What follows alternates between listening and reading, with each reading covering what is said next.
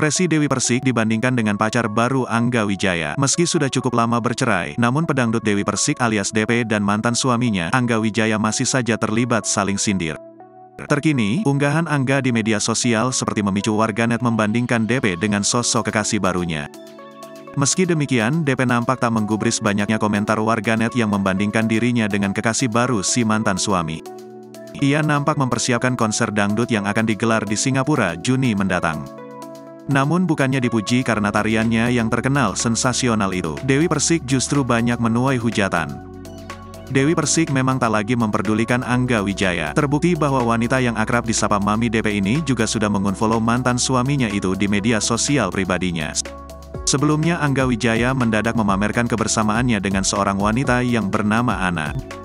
Banyak yang menilai jika kekasih baru Angga Wijaya itu begitu cantik bahkan jika dibandingkan dengan DP sekalipun.